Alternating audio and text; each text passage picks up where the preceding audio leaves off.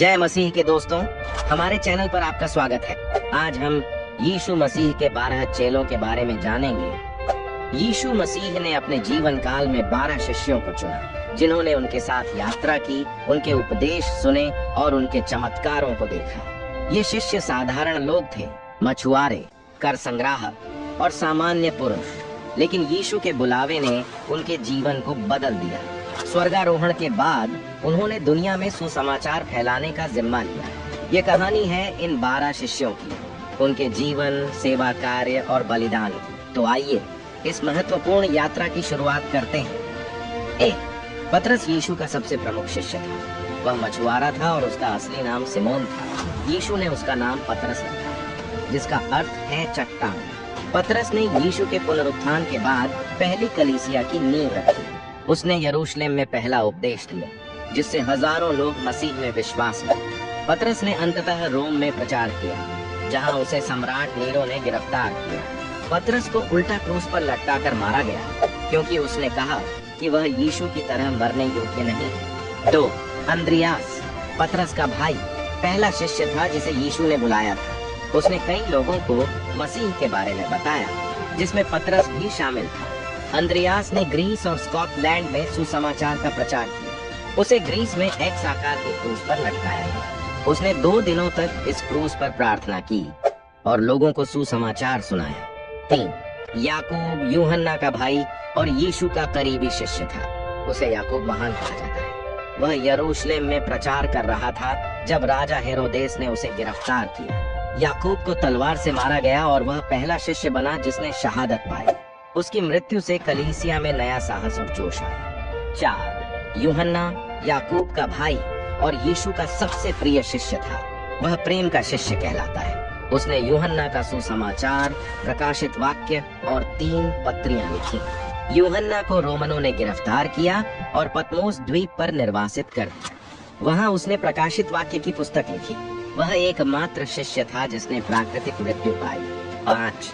Philip ने यीशु के बारे में सबसे पहले नथानियल को बताया। वह एशिया माइनर, तुर्की में सुसमाचार का प्रचार करने गया और वहां कई लोगों को मसीह में विश्वास दिलाया।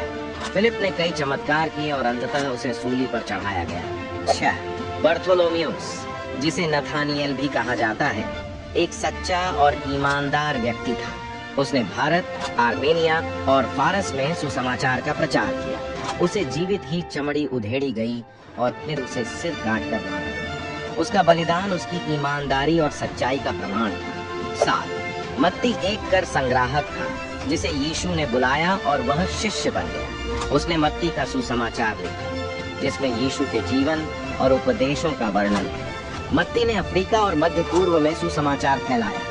अंत में उसे मिस्र में तलवार से मारा गया। 8. थॉमस को संशयी थॉमस कहा जाता है, क्योंकि उसने यीशु के पुनरुत्थान पर संदेह किया था, जब तक कि उसने खुद उन्हें नहीं देखा। थॉमस ने भारत में सुसमाचार का प्रचार किया और वहां कई कलीसियाओं की स्थापना की। उसे विरोधियों ने भाले से मार दिया। आज भी दक्षिण भारत में उसके द्वारा स्थापित कलीसियाएं मौजूद हैं। 9. याकूब को याकूब लघु कहा जाता है, ताकि उसे याकूब महान से अलग किया जा सके। वह यीशु का रिश्तेदार माना जाता है।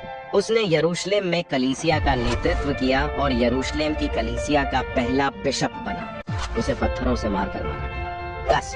यहूदा थद्दियास ने सुसमाचार का प्रचार मेसोपोटामिया, आज का इराक और फारस, ईरान में किया। उसने कई चमत्कार किए और लोगों को मसीह में विश्वास दिलाया। अंततः उसे फारस में शहीद कर दिया गया। 11. शमौन ने फारस और उत्तरी अफ्रीका में सुसमाचार का प्रचार किया। उसने अपनी पूरी जिंदगी मसीह के लिए समर्पित कर दी। उसे भी फारस में शहादत प्राप्त हुई। 12.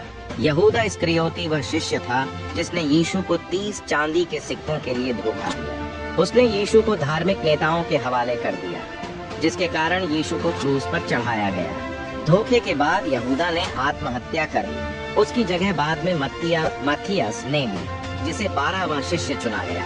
यीशु मसीह के 12 शिष्य साधारण पुरुष थे, लेकिन उनका विश्वास असाधारण था। उन्होंने पूरी दुनिया में सुसमाचार फैलाया, चाहे इसके लिए उन्हें अपनी जान ही क्यों न देनी पड़े। उनके बलिदान और सेवा कार्य ने कलीसिया की नींव को मजबूत किया और आज भी उनके द्वारा स्थापित कलीसियाएं जीवित हैं। उनकी कहानियां हमें यह सिखाती हैं कि सच्चा विश्वास कठिनाइयों से नहीं डरता और परमेश्वर की सेवा में जीवन समर्पित करना ही सबसे बड़ा बलिदान है। यह कहानी हमें प्रेरणा देती है कि कैसे साधारण लोग परमेश्वर के बुलावे पर असाधारण कार्य कर सकते हैं।